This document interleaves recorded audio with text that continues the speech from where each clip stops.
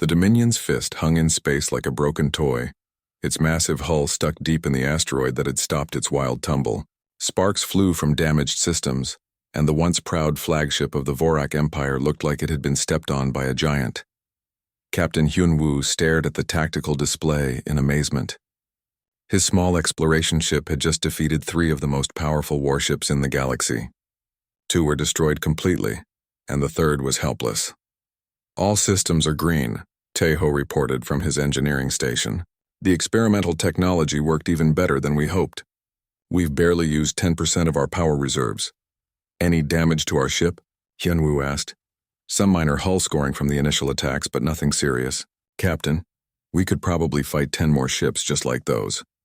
So Jin looked up from her navigation station with a huge smile. "The path to the colony is clear, sir. We can begin evacuation of the survivors immediately. Mina, what's the status of Admiral Veltar's ship?" "They're alive but badly damaged," Mina replied. "I'm picking up their internal communications. They're arguing about whether to try to repair their engines or surrender." "Surrender?" Hyun-woo raised an eyebrow. "I didn't think the Vorak knew that word." "Apparently they're learning it today, Captain." Hyun-woo stood up and walked to the main display screen. The image showed the crippled Vorak flagship and the debris of the 2 destroyed ships floating among the asteroids. It was hard to believe that just a few hours ago, these ships had been the terror of the galaxy. "Open a channel to Admiral Veltar," he ordered. The screen flickered and showed the bridge of the Dominion's fist. It was a mess of damaged equipment and confused alien crew members. Admiral Veltar himself looked like he had been through a hurricane. His gray skin was darker with bruises, and his 4 arms moved slowly as he tried to understand what had happened to his fleet. "Admiral," Hyun-woo said politely, "I believe we need to talk." Veltar stared at the human captain with something that might have been respect. "You have destroyed my fleet with a single ship. How?" "Human technology tends to be creative. We don't always build the biggest weapons, but we build smart ones."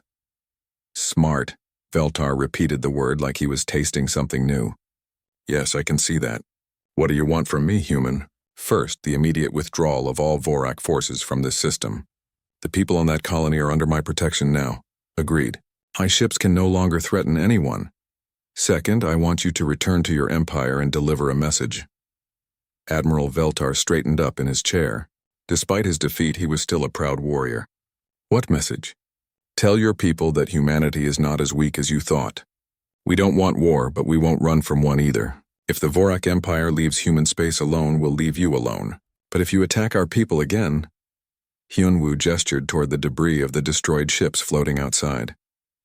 "I understand," Veltar said quietly. "But I must ask, how many ships like yours does humanity have?" Hyun-woo smiled but didn't answer directly. Enough, it was not exactly a lie.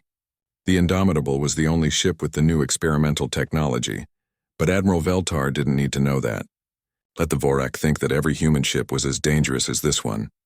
"Mina, help Admiral Veltar's crew repair their communications and navigation systems. I want them to be able to leave this system."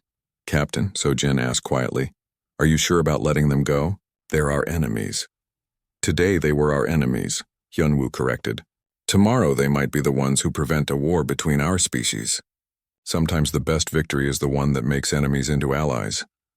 Over the next few hours, the Indomitable helped repair the Vorak flagship, while also evacuating survivors from the colony. The human ship moved between the 2 tasks efficiently, its crew working with the same calm professionalism they had shown during the battle. Admiral Veltar watched the human rescue operations with growing respect. Even after defeating his fleet, the humans were more concerned with saving lives than with celebrating their victory. It was not what he expected from a warrior species. "Your people are strange," he told Captain Hyun-woo during one of their communications. "How so?" "You fight like warriors but think like healers. In the Vorak Empire, victory means taking everything from the defeated. You defeat us and then help us repair our ships." "Maybe that's why we won," Hyun-woo suggested. "We fight because we have to, not because we want to." When the Dominion's fist was finally able to move again, Admiral Veltar made one last communication to the human ship. "Captain Hyun-woo, I have fought many battles across the galaxy. I have conquered worlds and destroyed fleets. But today I learned something new." "What's that, Admiral?" I learned that the strongest warrior is not always the one with the biggest weapons. Sometimes it is the one who knows when not to use them. Safe travels, Admiral Veltar. I hope our people never have to fight each other again. As do I. Captain. The damaged Vorak flagship limped away from the Kepler 442 system, carrying its crew and a message that would change the galaxy. Behind it, the Indomitable continued its rescue operations, pulling survivors from the ruined colony and preparing them for transport to safety. But the story didn't end there. Within days, word of the battle spread throughout Vorak space. Admiral Veltar, despite his defeat, was honest about what had happened. He told his superiors that humanity was not the weak species they had believed. He described technology that could turn their own weapons against them, and tactics that made their superior numbers meaningless. The Vorak High Command was skeptical at first. How could one small ship defeat 3 of their best destroyers? But when the surviving crew members confirmed every detail of Veltar's report, they began to understand that the galaxy had changed. Other species heard the story too. The Kreelan Confederation, the Zilani Trade Union, the Morphic Collective. All the civilizations that had lived in fear of the red ships began to whisper about the humans who had made the Vorak flee. Some stories grew in the telling. By the time the tale reached the outer systems, people were saying that the human ship was actually invisible, or that it could appear in several places at once, or that it was commanded by a warrior who could kill enemies just by looking at them. But the core truth remained the same. The Vorak Empire, terror of the galaxy, had been defeated by a single human ship. On Earth, Captain Hyunwoo and his crew were quietly debriefed by Earth Command. The experimental technology was studied and improved. Plans were made to install similar systems on other ships. The age of human expansion into the galaxy was about to begin, but Hyunwoo himself remained the same calm, thoughtful explorer he had always been. When reporters asked him about the battle, he simply said, "We did what anyone would do when innocent people needed help." It was this attitude, as much as their technology, that would make humanity respected throughout the galaxy. They were warriors when they needed to be, but they were builders and healers first. The legend of the day the Vorak learned to fear was born in the Kepler 442 system. But it would grow into something much larger. The story of how humanity took its place among the stars not as conquerors, but as protectors. And in the depths of space, other species who had been bullied and oppressed by stronger neighbors began to hope that maybe, just maybe, they too could learn to be fearless when the moment came to stand up and fight. The narrow passage between the asteroids was like flying through a metal canyon. The floating rocks rose up on both sides, leaving just enough room for one large ship to pass through at a time. Captain Hyunwoo's plan was about to be tested. "The first Vorak ship is entering the passage," Sojin reported from her navigation station. "It's the Blood Talon, the other 2 are hanging back." "Perfect. They have to come through one at a time, just like we hoped." Hyunwoo turned to his engineer. "Taeho, are you ready?" "The kinetic redistributors are charged and ready, Captain. But remember, when I reverse the polarity, our shields will be down for about 10 seconds. "I understand. Mina, keep monitoring their communications. I want to know the moment they realize what's happening." The Indomitable reached the far end of the passage and spun around to face the approaching Vorak destroyer. The Blood Talon was huge, its dark red hull covered with weapon ports that glowed with deadly energy. It filled the entire passage like a giant metal snake sliding through a tube. "They're charging weapons," Sojin warned. "Multiple plasma cannons aimed right at us." "Wait for it," Hyunwoo said calmly. "Let them fire first." The Blood Talon unleashed a massive barrage of plasma fire. Bright streams of energy shot down the passage toward the small human ship. It was enough firepower to destroy a space station. "Now, Taeho." The engineer's thick fingers flew over his controls. "Reversing polarity now."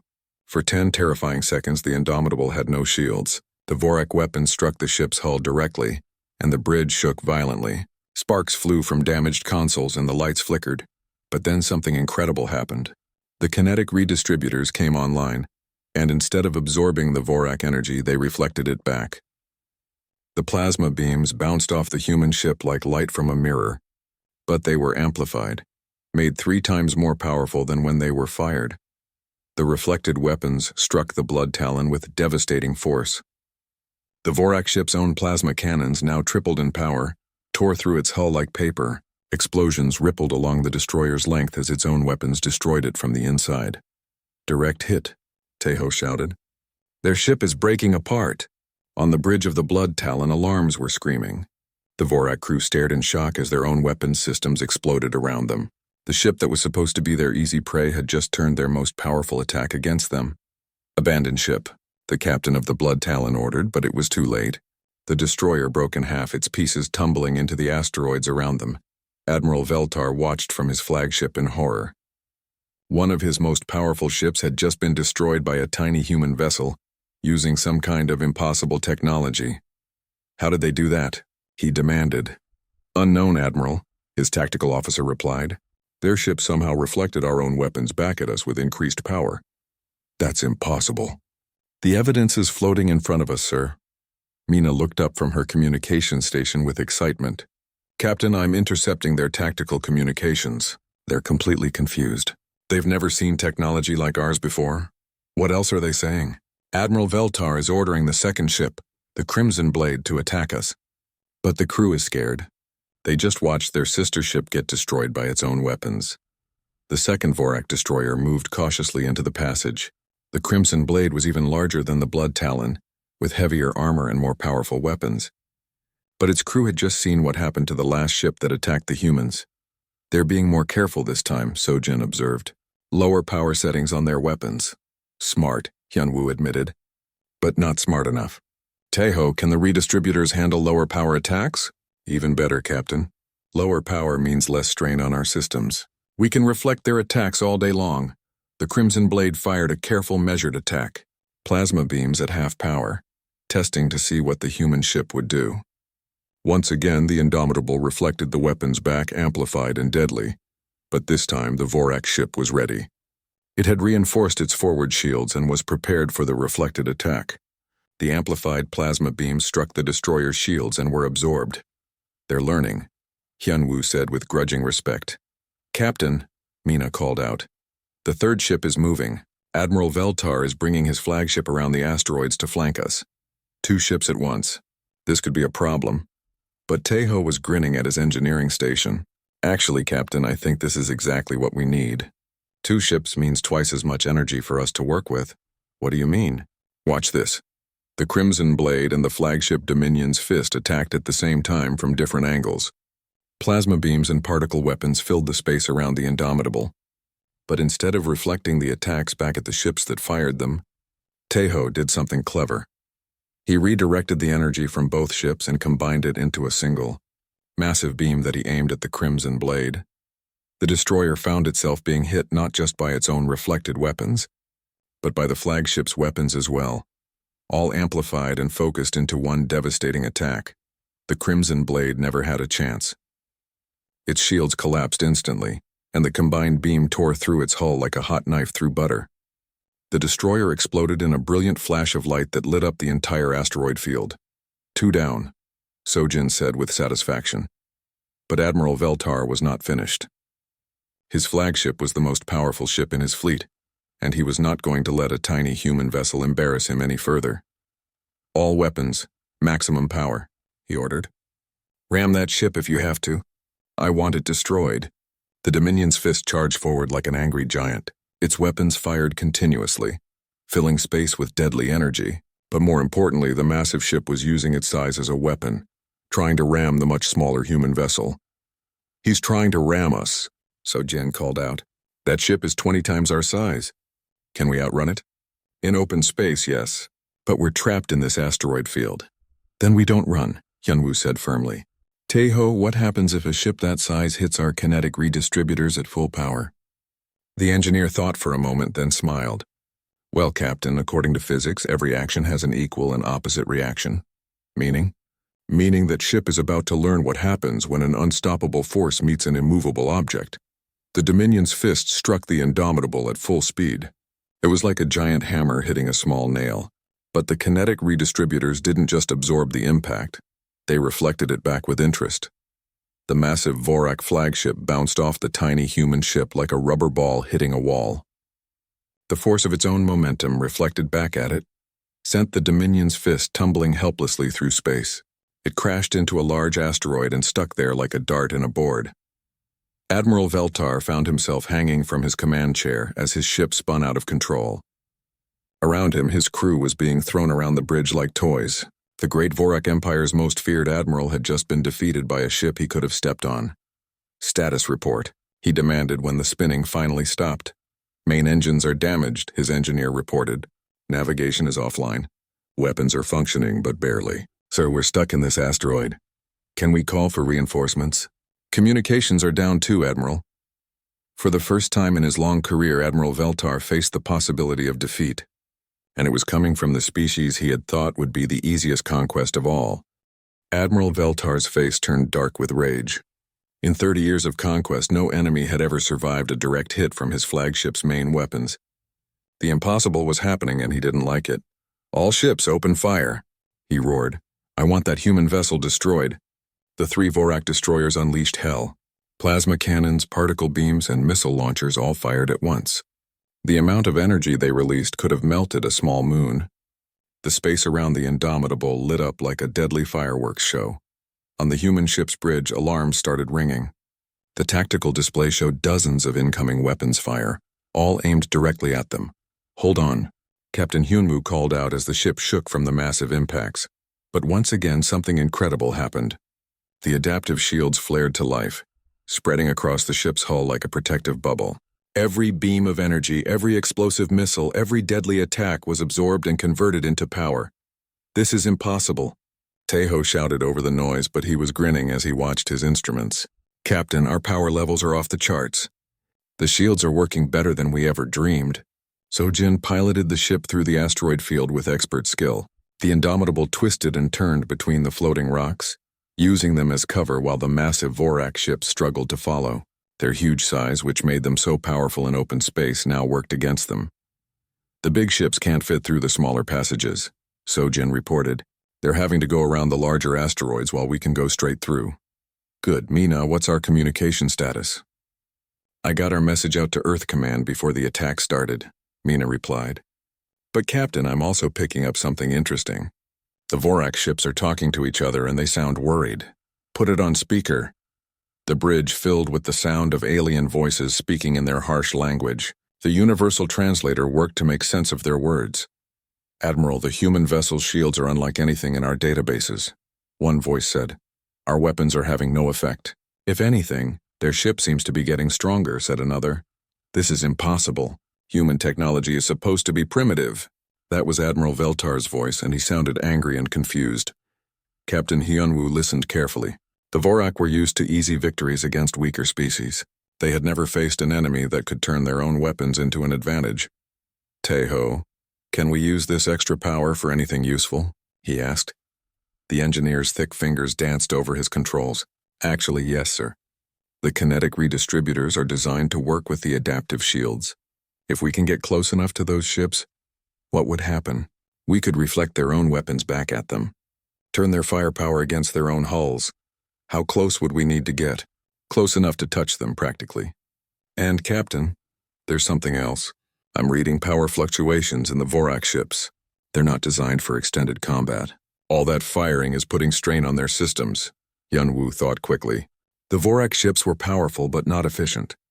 They were used to short battles against helpless enemies. A long fight was wearing them down. "So Jin, plot a course that takes us around the largest asteroid. Make it look like we're trying to escape." "Yes, sir." "Mina, can you tap into their communications? I want to know what they're planning." "Already working on it, Captain. Human electronic warfare systems are more advanced than they expected. I'm getting into their tactical network right now."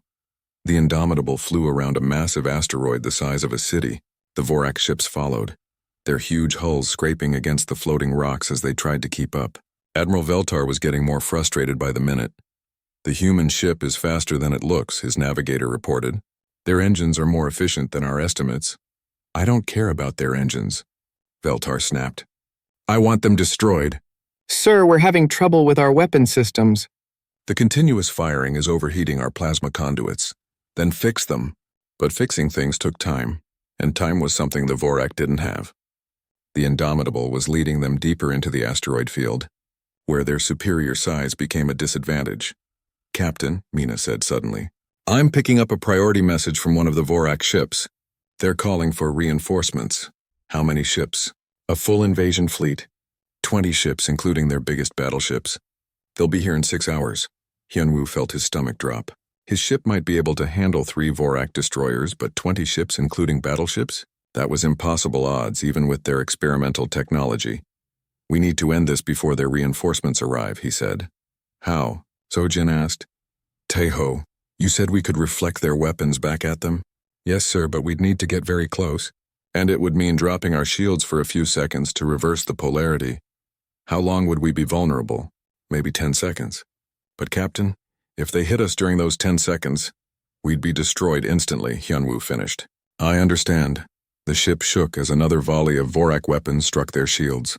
The adaptive systems absorbed the energy and fed it back into their power grid, but Hyunwoo knew they couldn't keep running forever. Mina, what else are you learning from their communications? Interesting things, Captain. It sounds like Admiral Veltar has never lost a battle. His reputation in the Vorak Empire depends on quick, easy victories. This long chase is embarrassing him. Good. Embarrassed enemies make mistakes. Also, Captain, their ships weren't designed for fighting in asteroid fields. They keep scraping against the rocks and taking damage to their hulls. Hyunwoo smiled. The Vorak were learning that bigger wasn't always better. Their massive ships were powerful in open space, but in the tight confines of the asteroid field, they were clumsy and slow. Sojin, I want you to lead them through the narrowest passage you can find, something that will force them to move in single file. I know just the place. There's a gap between 2 large asteroids about 50 kilometers ahead. They'll have to go through one at a time. Perfect. Taeho, prepare the kinetic redistributors. When we get to that passage, we're going to turn their own weapons against them. Yes, sir. But Captain, this is going to be very dangerous, I know. But those people on the colony are counting on us. And if we don't stop these ships here, Earth will face a full Vorak invasion fleet. The Indomitable raced toward the narrow passage between the asteroids. Behind them, the 3 Vorak destroyers followed, their weapons still firing constantly. Admiral Veltar was getting desperate. His quick conquest was turning into a nightmare. And soon the entire Vorak Empire would know that humans were not the easy prey they appeared to be. The hunt was about to become something much more dangerous for everyone involved. The Indomitable dropped out of hyperspace at the edge of the Kepler 442 system. What Captain Hyunwoo saw made his stomach turn cold. 3 massive red ships hung in space around the mining colony like vultures around a dying animal. Each alien vessel was enormous, easily 5 times bigger than his exploration ship. Their hulls were dark red metal that seemed to drink in the starlight. Strange symbols covered their sides and weapon ports dotted their surfaces like angry eyes. My God, whispered Sojin from her navigation station. Look at the size of them. Below the alien ships, the human colony was in ruins. Smoke rose from burning buildings. The orbital stations that once processed minerals from the asteroid belt were now twisted metal and debris. Transport ships drifted in space, their hulls broken open like cracked eggs. Mina, are you picking up any life signs? Hyunwoo asked. Mina's fingers moved over her controls. Yes, sir. Weak signals from the main colony dome. Maybe a few thousand people still alive down there. And the alien ships? 3 vessels, unknown design. They're huge, Captain. Each one has enough firepower to level a continent. Taeho spoke up from his engineering station. Captain, I'm reading massive energy signatures from those ships. Their weapons are charged and ready to fire. Hyunwoo stared at the tactical display. The smart thing to do would be to turn around and run. Send word back to Earth Command and let them handle it. But by the time Earth's military arrived, those few thousand survivors would be dead. Take us closer, he ordered. But keep us at maximum sensor range. Sir? Sojin asked.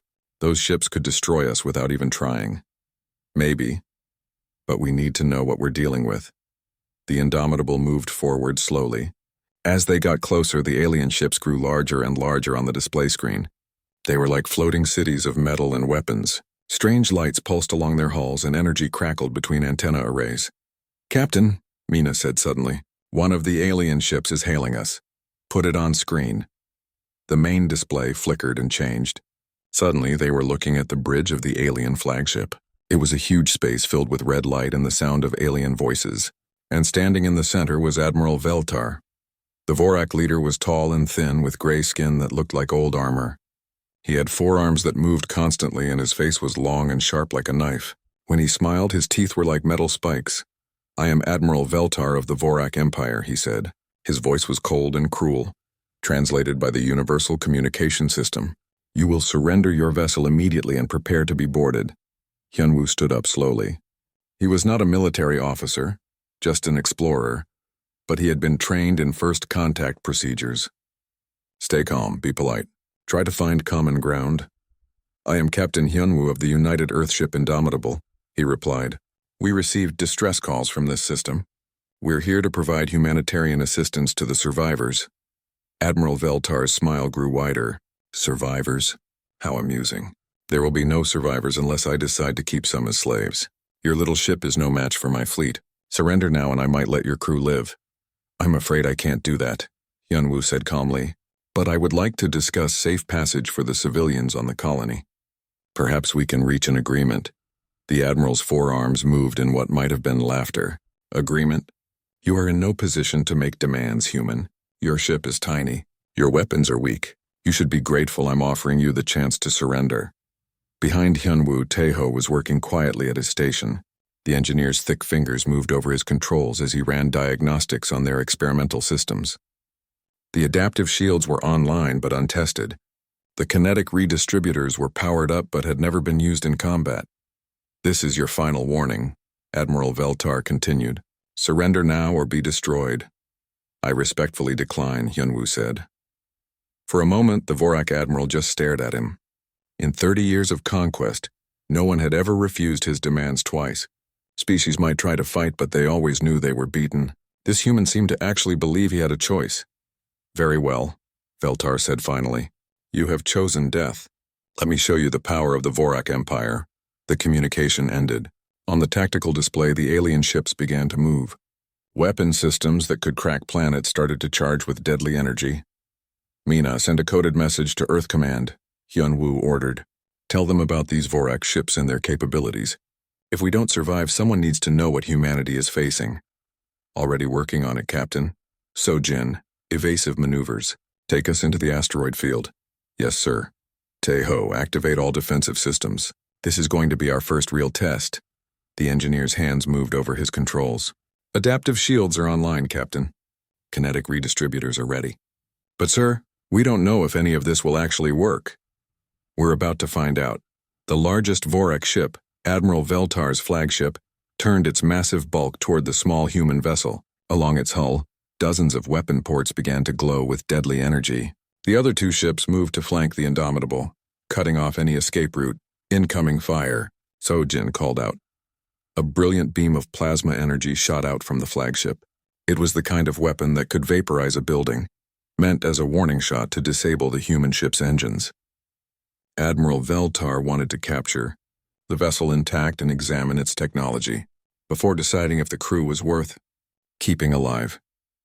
The plasma beam struck the Indomitable, directly, but instead of tearing through the hull and crippling the ship, something impossible happened. The energy seemed to spread across the ship's surface like water hitting glass. The experimental adaptive shields absorbed the attack and converted it into power for their own systems.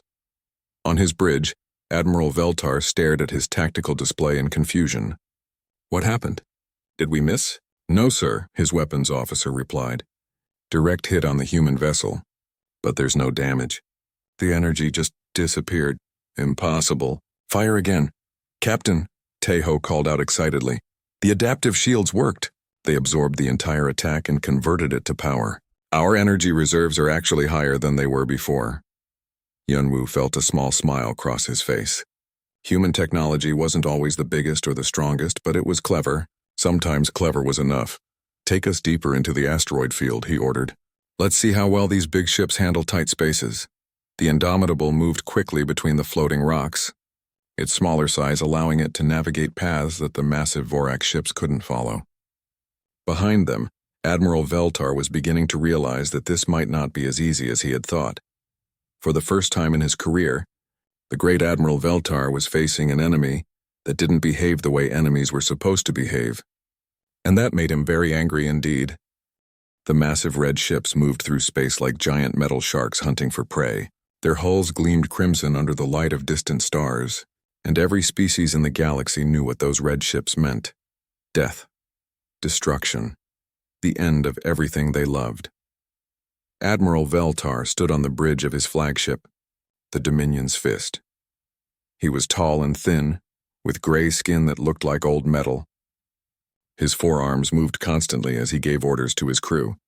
Behind him, the bridge stretched out like a metal cave filled with blinking lights and the sound of alien voices. "Report," Veltar said in his cold voice. 17 systems conquered in this cycle, Admiral, his second-in-command replied. "No losses. The humans on Kepler 442b sent out a distress call before we jammed their communications." Veltar smiled, showing his sharp teeth. "Humans, another weak species that thinks they matter. How many ships do they have in this system?" "Our scouts report none, Admiral. Just mining equipment and civilian transports." "Perfect. We will make quick work of them." The Vorak Empire had been growing for hundreds of years.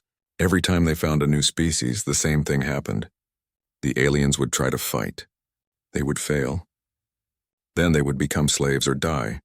It was always the same. Veltar had been doing this for 30 years. He had seen fear in 1,000 different faces. He had watched proud warriors beg for mercy. He had turned beautiful worlds into ash and smoke. Nothing surprised him anymore. The 3 destroyers of his advanced fleet hung in space like sleeping monsters.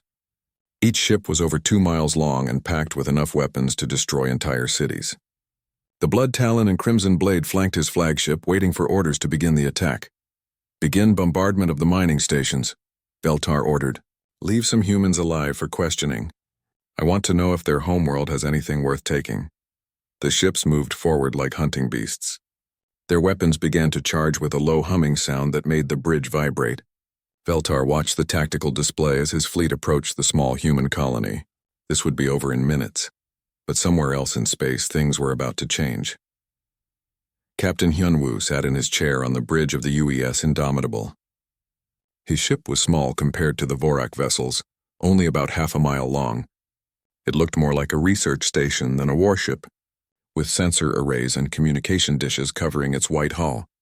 "Captain, we're picking up distress signals," said Mina from her communication station. She was young, maybe 25, with short black hair and quick fingers that danced over her controls. "It's coming from the Kepler 442 system," Hyunwoo frowned. He was in his 40s, calm and steady like all good ship captains. His crew trusted him because he never made quick decisions. He always thought things through. "What kind of distress signals?" he asked. "Multiple sources, sir. The mining colony, transport ships, even the orbital stations. They're all sending the same message. They're under attack by unknown vessels." Sojin looked up from her navigation station. She was older than Mina, with worry lines around her eyes. "Captain, our mission is to survey the outer systems. We're not equipped for combat." Hyunwoo nodded. The Indomitable was an exploration ship. They had some weapons, but nothing serious. Their job was to find new worlds and study them, not fight wars. "Taeho, what's our weapon status?" Hyunwoo asked his chief engineer. Taeho was a big man with thick hands that were always dirty from working on machines. "We have basic plasma cannons and some experimental defensive systems. Nothing that could take on a real warship, Captain." The distress signals kept coming. Mina turned up the volume so they could all hear the voices of scared humans calling for help. Families with children. Workers who just wanted to go home. People who had done nothing wrong except try to build a new life among the stars. "The attack started 3 hours ago," Mina reported. "The signals are getting weaker. Some of the sources have gone completely silent." Hyunwoo closed his eyes and thought. Earth Command was weeks away. By the time reinforcements arrived, everyone in the Kepler 442 system would be dead or enslaved. The Indomitable was the only human ship in this part of space. "Captain," Sojin said quietly, "we have families on that colony. The Choi family moved there last year, remember? And the Parks and the Lees. There are over 50,000 people down there." Hyunwoo opened his eyes. He thought about his own family back on Earth, his wife and daughter. What would he want someone to do if they were the ones sending distress calls into empty space? "Taeho, how long would it take to get to Kepler 442? He asked. 6 hours at maximum speed, Captain. "And our experimental systems?" Taeho scratched his head. "The adaptive shields are working, but we've never tested them in real combat. The kinetic redistributors are still new technology. I can't promise they'll work when we need them. But they might work?" "They might work, sir." Hyunwoo stood up and walked to the main display screen.